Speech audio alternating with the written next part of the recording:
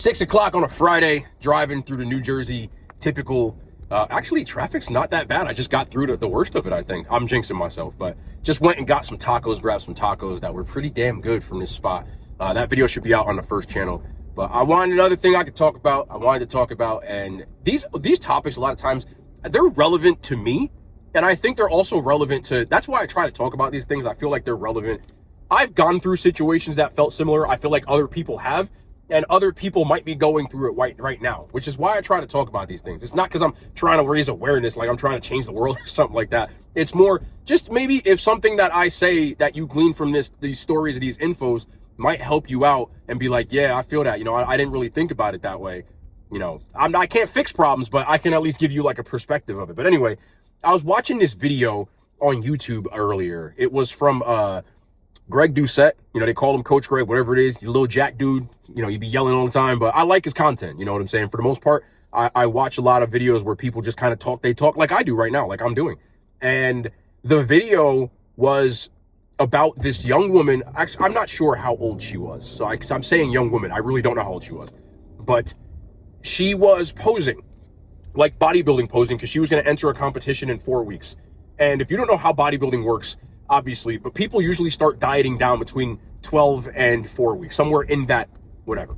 But long story short, she wasn't, for anybody who knows anything about bodybuilding, she wasn't necessarily lean for what people consider stage lean, meaning if she entered the competition, there's a very high probability that she wouldn't place or win anything.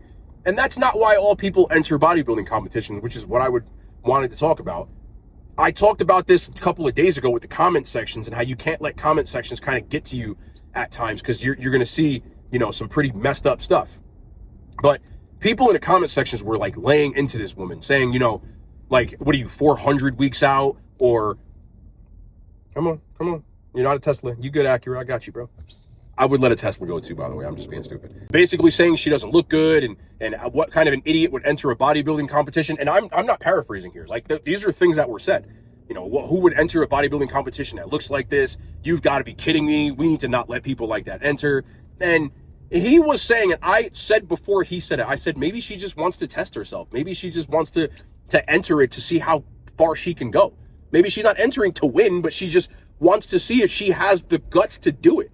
Because that's a tough thing to do. One, it's tough to diet down for these shows. Like, it's incredibly hard to go against every trigger in your body telling you need to eat. Because at one point, there's no way around. You are literally starving yourself. It's tough to do. It's tough to walk on a stage in a bikini or as a dude in a little Speedo and start posing all oiled and tanned up and have everybody dissecting how you look. Just from a standpoint of that, it takes balls. Or not, in this case, damn. That's a crazy truck, but it takes a lot of guts in order to do that. So I commend anybody who's ever done that, whether you wanted to win or you wanted to push yourself to be the best version of yourself. And that was kind of what he was saying. And all I was thinking about was that is so real. And I agree with it in her sense, but in every other sense of anytime that somebody tries to do something like that, there's always going to be people that have something to say. In comment sections is one thing. It turns out that she did it because her father was doing a bodybuilding competition as an older person, and she wanted to do it to do something with him. I respect the hell out of that. You know what I'm saying? Because she was doing it almost like a support system, but she entered in the competition. Like, if you do it, I'll do it. Respect. She didn't have to do that.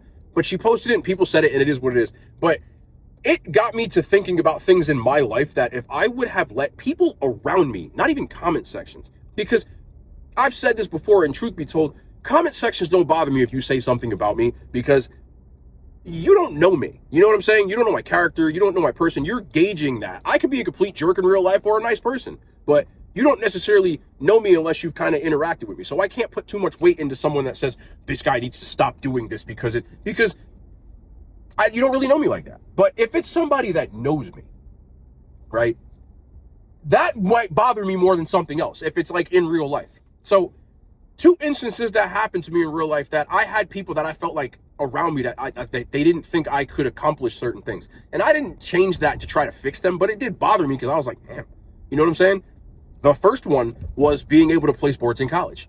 And I remember when I was a junior in high school, we had this game against our rivals, and they beat us a year before, and it was like a game that everybody wanted. So our coach, as this like motivation tactic, he told everybody to take a piece of tape, athletic tape, put it across the front of your helmet, and write something that you want to play for. Nice tactic. I got no problem with it. So people would write like my family or like my girlfriend or whatever. And I wrote D1, the letters D1, so Division 1.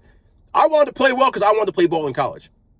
And nobody said anything, but after practice, I could hear the coaches, because the way our locker room was set up, like the training room, like the athletic training room where you tape your ankles and stuff, so you go to get like ice packs and stuff, the coaches are on the other side of it where it's walled off, but you can hear them. I heard them talking about me, being like, this kid's out of his mind, some of them. You know, they were going back and forth, but there was a couple of coaches that were like, this guy really thinks he's going to play football in college, right? And I was like, wow, that sucks. You know what I'm saying? Like, that hurt my feelings because those are my coaches, bro. You know? And I was like, listen, I'm doing what I got to do regardless. Long story short, I ended up playing ball in college. And there was a point where, like, if I let that kind of language mess with me, I would have just been like, you know, I wouldn't even have tried. But what that did for me, and not just them, but myself included, I used to try to go running in the park by myself when people were out partying and stuff. You know, I made that effort to not go out and do all the partying that some of my friends do and chasing girls and all this other stuff. I mean, I still chase girls within reason, but I was actively really working my ass off in order to try to get to college and play ball. And, you know, I did, you know, and that's something that sometimes those voices will get to people. The second instance was actually this gig, this job, this whatever you want to call it. Back in 2017, when I started posting the King Schratz account, my Instagram account, my name's been King Schratz forever. Like, it's not like I made this account to start making food videos. So I made the King Schratz account as my personal account because that was actually my nickname since high school. So when I started posting pictures of my food, now I didn't have intention of that point, at that point of like, I'm going to make food videos or anything like that. I was just kind of like, I want to have fun. I want to post pictures of my food. So I started doing that and I got into it. So I started posting like these little 15-second like reviews of food and live streams and, you know, little videos of me like putting together meals and stuff. And I was having fun.